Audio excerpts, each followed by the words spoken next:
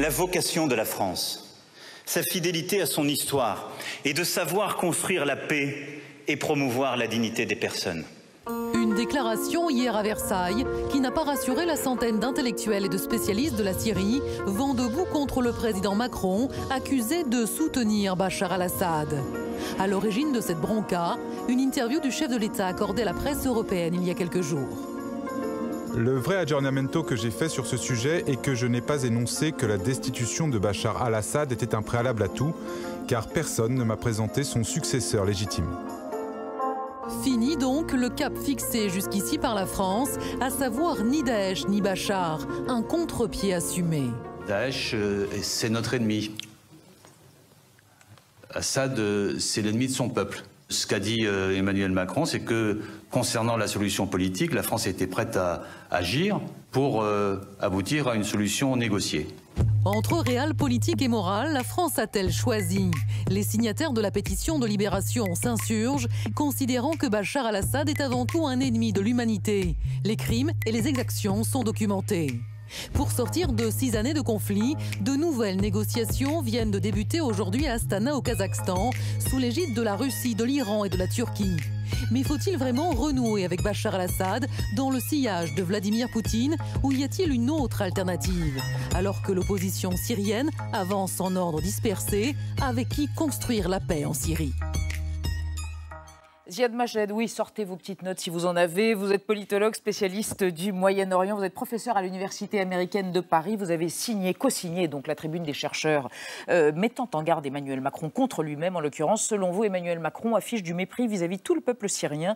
Son message sera interprété par le dictateur syrien comme un permis de tuer. À côté de vous, Renaud Girard, reporter international au Figaro. Je signale: quelle diplomatie pour la France, prendre les réalités telles qu'elles sont? Votre essai, paru en mars dernier aux éditions du Cerf. Selon vous, Emmanuel Macron adopte une politique réaliste. Ça s'appelle une réelle politique d'ailleurs, car c'est justement parce que le conflit syrien est horrible qu'il faut parler, c'est votre théorie, avec Bachar el-Assad. Et enfin, Marie Pelletier, bonsoir. Vous êtes historienne, spécialiste de la Syrie. Vous êtes chercheuse et vous enseignez à Bruxelles. Vous avez signé, vous aussi, la tribune des chercheurs contre Emmanuel Macron. Selon vous, le régime de Damas est à l'origine du conflit syrien. Ne plus faire de son départ un préalable, c'est donner du crédit à ce régime et ne pas s'attaquer à la racine du problème.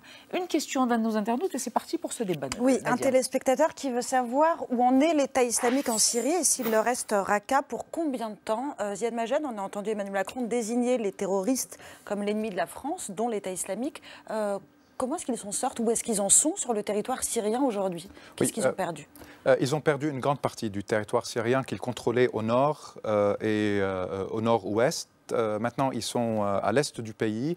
Il leur reste autour de l'Euphrate quelques villages et quelques villes. Donc Raqqa, évidemment, ce n'est pas encore fini. Puis il y a Deir Zour et il y a les villes du côté de la frontière irakienne où je pense que la fin va se jouer au niveau de leur contrôle territorial, mais cela ne va pas dire que l'État islamique va disparaître, parce que les conditions qui ont fait que cet État a émergé sont toujours là, c'est-à-dire des sociétés malades, dans un sens, malades à cause des régimes qui les ont pendant 40 ans, dans le cas syrien, la même chose dans le cas de Saddam Hussein en Irak et l'échec de la transition après sa chute. Ces régimes-là, notamment le régime Assad, ont détruit le champ politique, ont fragilisé la société, et sur les ruines du champ politique syrien, le nihilisme guerrier que représente Daesh a pu émerger et gagner du terrain. Alors, un chiffre, le chiffre du jour, Sylvain Courage, pour qu'on comprenne un petit peu où en est la Syrie aujourd'hui, ici et maintenant. Alors c'est 65%. 65%, c'est la part de la population syrienne qui vit sur un territoire aujourd'hui contrôlé par l'armée de Bachar el-Assad. C'est donc le chiffre qui pourrait justifier la réelle politique, c'est-à-dire peut-on se passer de négocier avec un homme qui contrôle 65% de la population, en tout cas un territoire majoritaire en Syrie. Et c'est une question...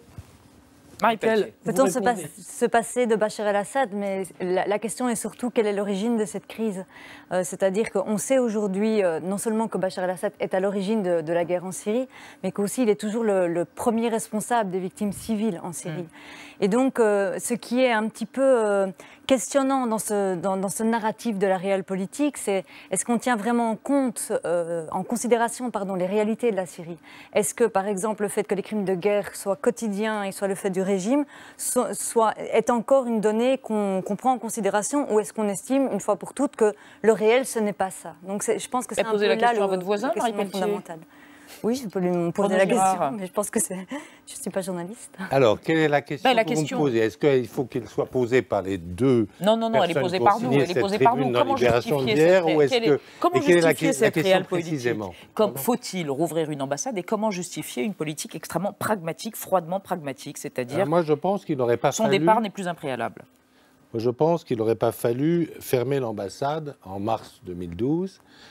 Parce que je pense que les ambassades ne sont pas faites pour parler à nos amis. On pourrait fermer demain notre ambassade à Copenhague, ça ne changerait pas grand-chose, mais je pense qu'elles sont là, la diplomatie est faite pour parler aux gens avec qui on a des problèmes, et nous ne partageons pas du tout la vision de la Syrie, de la famille Assad.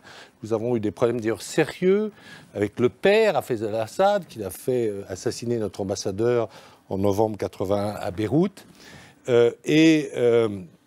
Nous avons eu une diplomatie qui s'est d'abord réconciliée avec Bachar al-Assad, donc avec le fils, en 2008, quand il a été invité au 14 juillet sur les Champs-Élysées. C'était un geste qui n'était pas forcément nécessaire. Et puis ensuite, nous nous sommes à nouveau brouillés avec lui, le même Nicolas Sarkozy, lorsqu'il a fermé l'ambassade en mars 2012. Je pense qu'il fallait garder l'ambassade ouverte, et ceci pour deux raisons. La première, c'est parce qu'il faut toujours continuer à discuter avec un régime, même si on n'est pas d'accord avec lui. Par exemple, on a une ambassade à Pékin, mais qu'on ne soit pas du tout d'accord avec le régime chinois. Et la deuxième chose, c'est que nous avions une coopération très intense de nos services de police, avec les services de police syriens, et notamment qui permettait de traquer les terroristes qui viennent tuer nos enfants chez nous, dans nos rues. Et lorsque on a envoyé, après les premiers attentats en France, la DGSE est revenue à Damas pour essayer d'avoir des renseignements. Et là, on leur a dit, écoutez, rouvrez d'abord votre ambassade, on parlera. Alors, je pense que Bachar al-Assad est incontournable parce qu'effectivement, il a le soutien, me semble-t-il, de plusieurs communautés importantes, les Alaouites, bien sûr, les Druzes, les chrétiens, les minorités, et même, je pense, une partie, je sais que Ziad n'est pas d'accord, et Madame sans doute non plus, et d'une partie, je pense qu'il a le soutien. Je pense qu'il a le soutien, si j'ai le droit de parler, mais on peut aussi interdire de parler.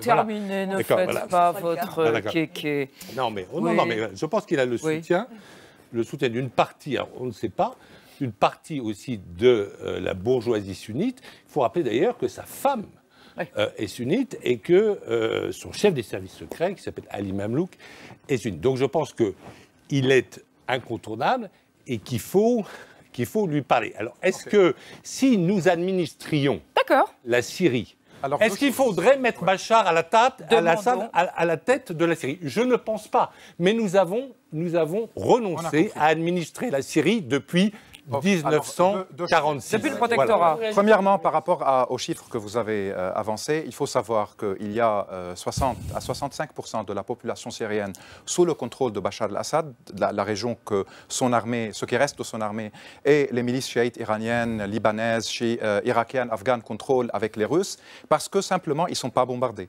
Donc, tous ceux qui arrivent à échapper des zones que le régime Assad, que les Russes et ses alliés bombardent et massacrent, soit ils fuient vers la Turquie, le Liban et la Jordanie, soit certaines familles, sans leurs hommes, par peur d'être arrêtés, torturés et de disparaître dans les geôles du régime, ils fuient vers les zones. Ça, c'est le déplacement interne qui a fait un mouvement de 7 millions de Syriens à l'intérieur du pays, dont une majorité s'est déplacée vers les zones qui ne sont pas bombardées parce que le régime les contrôle. Il ne faut pas adhésion au régime de Bachar el-Assad. Pas du tout, loin de là. Ça, c'est la première chose. La deuxième, on ne peut jamais comprendre une société arabe avec une grille de lecture qui appartient au 19e siècle, c'est-à-dire celle qui ne voit que les communautés. Tout dictateur dans l'histoire de l'humanité a une certaine base sociale. Ceausescu avait une base sociale en Roumanie, Hitler avait une base sociale, Mussolini avait une base sociale et Bachar al-Assad a une base sociale. Le fait qu'un tueur d'enfants qui est responsable de la mort de dizaines de milliers de civils, qui a commis des crimes contre l'humanité, comme définis par Amnesty International, par Human Rights Watch, par les commissions onusiennes.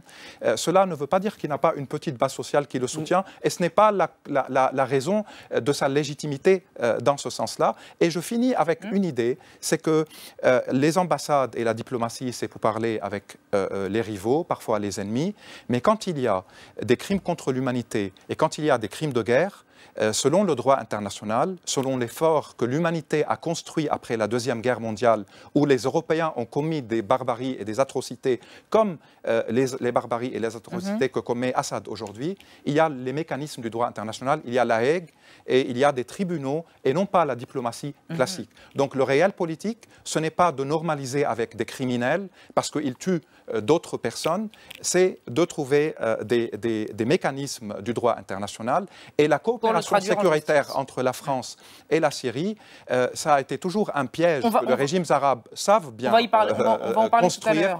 On crée les djihadistes et puis on vous envoie quelques noms pour vous rassurer. On va y revenir. Et on tombe dans le piège chaque décennie. On va y revenir tout à l'heure. Pour revenir à la position du président français Emmanuel Macron, lui, ce qu'il dit, c'est qu'on ne peut pas exporter la démocratie, que quand le pluralisme est imposé par les Occidentaux, ça provoque des catastrophes. Et il y a des exemples dans l'histoire récente.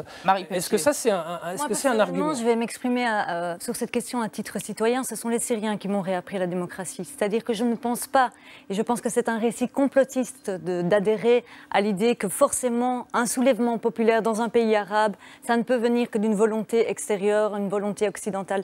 Quand on regarde encore une fois les faits en Syrie, le début du soulèvement populaire, c'est une volonté démocratique qui émanait de la population syrienne. Et donc je trouve qu'on en vient aujourd'hui à prendre une narration contre-révolutionnaire, qui est la narration que le régime Assad a imposée depuis le début. C'est exactement la propagande du régime qui s'est dès le début attaché à discréditer ce soulèvement et à dire c'est le fruit d'une ingérence étrangère.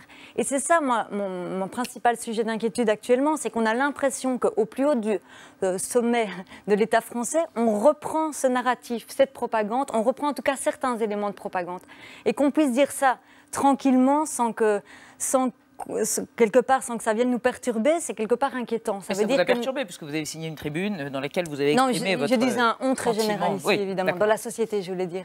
Alors, vous avez évoqué les questions de coopération de police et de coopération entre services de renseignement. Quant à la traque des djihadistes, on va s'intéresser de près à un chef d'État, le chef d'État tunisien, Essebsi, qui précisément, au nom de cette coopération avec Bachar el-Assad, je précise qu'il est le chef d'État d'une vraie démocratie arabe, pourrait renouer des relations diplomatiques étroites avec la Syrie.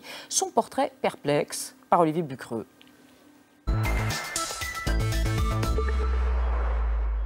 Ils sont au centre de l'histoire et méritent forcément quelques déboires.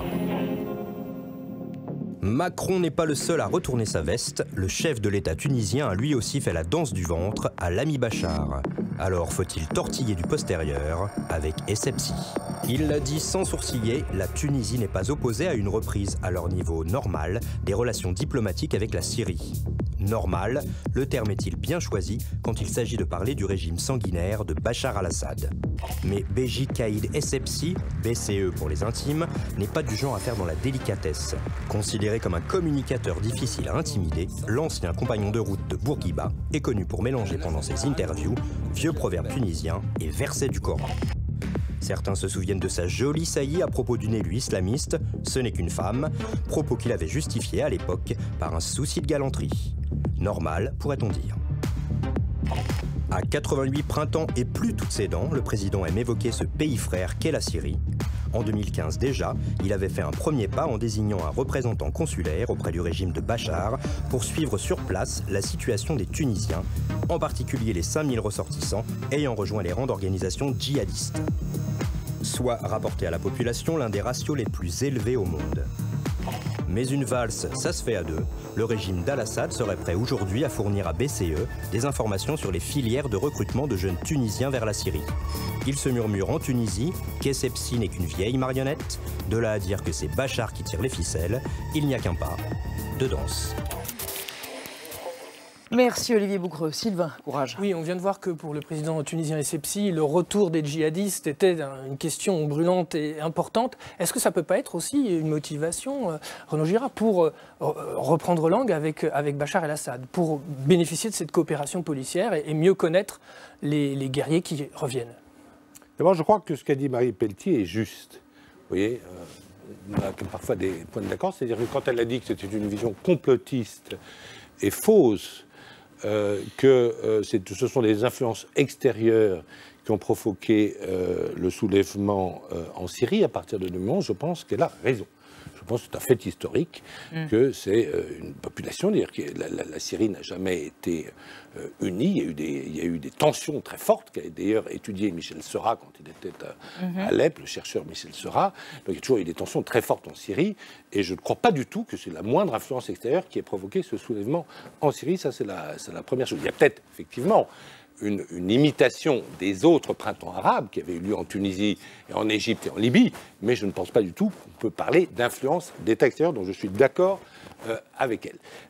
Sur le retour des djihadistes, je pense effectivement que dans une démarche réaliste que je défends, effectivement, je pense qu'il faut tout faire pour traquer notre ennemi principal, qui sont ces islamistes qui tuent nos enfants dans nos rues. Mais est-ce que Bachar el-Assad lui-même traque les islamistes? Est-ce qu'il traque et alors il y a deux. Alors là, je ne sais pas. Je suis hésitant. Il y a deux théories. Il y a la théorie qui dit que en fait, il les aurait libérés exprès. C'est peut-être une théorie un peu compliquée. Farfetch, comme on dit en anglais, mais exprès pour qu'ils décrédibilisent l'opposition. Et il y a une autre théorie qui dit qu'en fait, il a voulu, pour essayer de laisser un peu de vapeur, quand il y a eu le début de l'insurrection contre son pouvoir, donc en avril 2011 et après, il a voulu, il a vidé les prisons en quelque sorte, aujourd'hui, les bombarde pas, sans discrimination. Sans regarder qui les Ziad Majed, très rapidement, avant d'évoquer le retour de la ligne rouge avec Nadia. Alors pour M. Sepsi, il faut le rappeler, il est issu de l'ancienne élite tunisienne, donc ils n'ont pas un tabou d'avoir des relations avec un dictateur. Mais pour la traque des djihadistes, alors premièrement, l'armée du régime syrien n'est pas impliquée aujourd'hui dans les combats contre Daesh. Ce sont les milices kurdes du côté nord qui progressent sous la protection des Américains, et ce sont des factions de l'armée syrienne libre qui sont au niveau du désert, protégés là par les Américains, mais d'une manière plus ou moins jusqu'à maintenant hésitante. Donc Assad n'est pas tout à fait dans la lutte contre Daesh. Maintenant, il y a des exagérations par rapport au rôle de Assad dans la fabrication de Daesh. Moi, je n'ai jamais adhéré à cette exagération-là, sauf que certainement, pour le régime Assad, comme pour la plupart des régimes arabes, ils ont depuis très longtemps joué cette carte, soit nous, soit le chaos et les djihadistes. Ils savent qu'en Occident, il y a beaucoup... C'est ce que Bachar el-Assad disait il y a 4 ans. Exactement, et sous le prétexte du réalisme, qui préfèrent des fascistes criminels cravatés que des islamistes barbus qui disent Allahu Akbar et qui font peur. Ils ont joué cela dans les années 80, bien que c'était Assad père qui avait fait rue des Rosiers l'attentat après avoir assassiné l'ambassadeur à Beyrouth. Vous avez mentionné Michel Serra, mais vous avez oublié de dire que c'est les services du renseignement syrien et ses alliés l'ont enlevé et liquidé.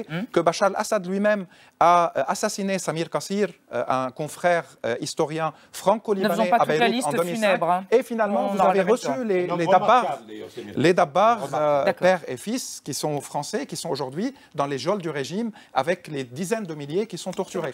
Donc c'est un jeu de ce régime-là que piègent parfois les Occidentaux, et ça continue, on n'apprend pas des leçons. Sur l'apparence, beaucoup. Oui. Le retour de la ligne rouge. Oui, c'est le retour de la ligne rouge qu'Emmanuel Macron a posé en prévenant que la France répliquerait même seule en cas d'attaque chimique avérée en Syrie. On se souvient tous que cette même ligne rouge avait été posée par Barack Obama en 2012 et franchie par le régime à peine 1 an après. Ça n'avait donné lieu à ce moment-là à aucune représaille, mais à un accord initié par la Russie qui prévoyait le démantèlement de l'arsenal chimique syrien. Ce qui veut dire aujourd'hui que Macron raisonne comme si, depuis 2013, Bachar el-Assad n'avait lancé aucune attaque chimique contre son peuple et qu'il n'y avait plus de gaz sarin, d'armes chimiques en Syrie. Visiblement, c'est faux, puisque le 4 avril dernier, la ville de Khan Cheikhoun, au nord de la Syrie, a été visée par des bombardements 92 personnes sont mortes, dont 30 enfants. Et on sait pourquoi, parce que la semaine dernière, les experts de l'ONU ont confirmé qu'il s'agissait d'une attaque chimique au gaz sarin. Ils enquêtent pour savoir si le responsable est bien le régime syrien. Alors, en attendant leur conclusion, on peut s'intéresser au témoignage du docteur Morad, c'est le directeur de l'hôpital de cette ville-là. Il a décrit ce qui s'est passé ce jour, il décrit des gens allongés par terre, en arrêt respiratoire, et surtout, il explique que ce sont des chasseurs Sukhoi de fabrication russe qui ont survolé la ville, qu'ils sont revenus bombarder le lendemain pour effacer les preuves. Donc cette ligne rouge-là, elle a été franchie, elle sera peut-être à nouveau franchie, Renaud Girard. Et qu'est-ce qu'on fait? Qu'est-ce que fait la France? Que fait la France? Je crois qu'il y a eu... Concrètement, oui. Je crois qu'il y a eu même un accord, visiblement. J'ai été reçu par Vladimir Poutine juste après son entretien avec le président Macron à Versailles. Et visiblement, c'est assez public d'ailleurs, parce qu'il a donné une interview au Figaro, il y a un accord entre la Russie et la France pour coopérer dans des représailles contre quiconque emploierait l'arme chimique, que ce soit le gouvernement ou que ce soit les rebelles. Parce que les mouvements rebelles, au dire des Américains, ont à plusieurs reprises utilisé aussi l'arme chimique. Avec leur aviation peut-être. Les rebelles, ils ont des aviations. Ils n'ont pas le même matériel de guerre. On peut tirer des obus de gaz moutarde ça n'a pas été avec des mortiers. Et donc, ça, c'est la propagande du régime syrien. D'accord. Alors non, c'est pas la propagande, ce sont des rapports des services américains qui ont dit mais que si on parle du régime syrien qui gaze son peuple.